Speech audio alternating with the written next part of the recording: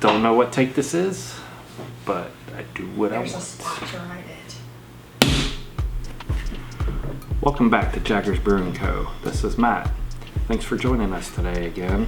While we wait for some projects to get finished up in the back and some experiments to wrap up so we can present some results, I'd like to talk to you today about the most expensive part of this hobby for myself.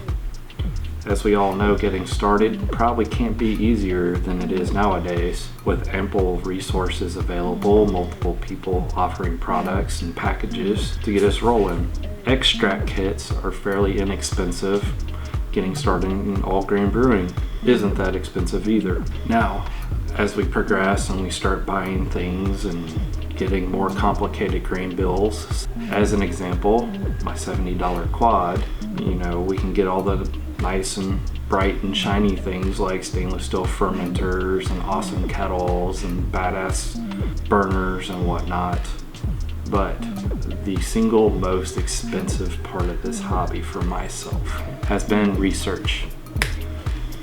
As you can see here, we have a few different styles with multiple examples of each, most of which I was unfamiliar with before entering competitions.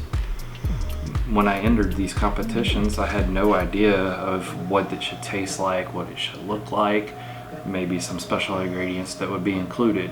There's only so much knowledge you can gain at looking at recipes online without actually tasting, smelling, and seeing the beer for yourself.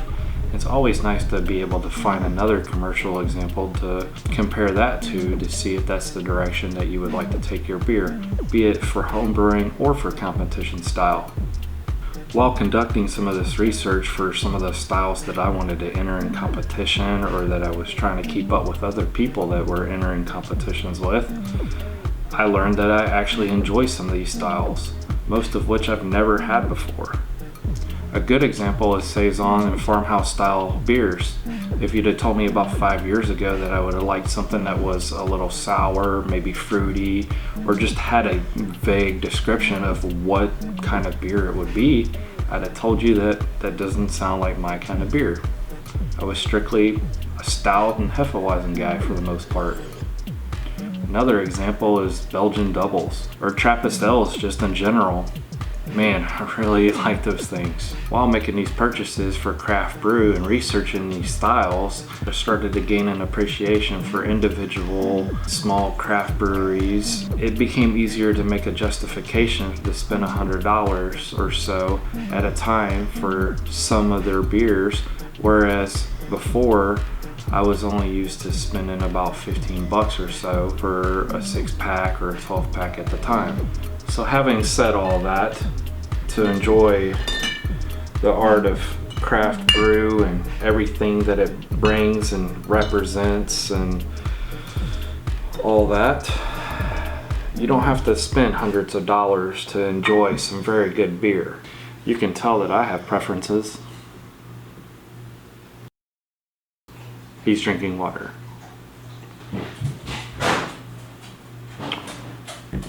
Don't know what that was.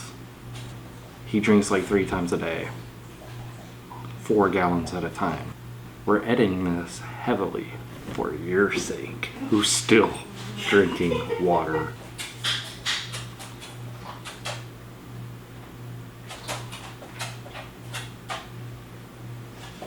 Ender, lay down.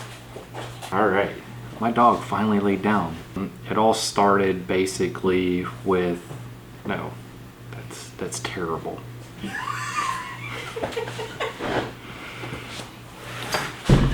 Sorry, had to go get the service eagle. The dogs are snoring now.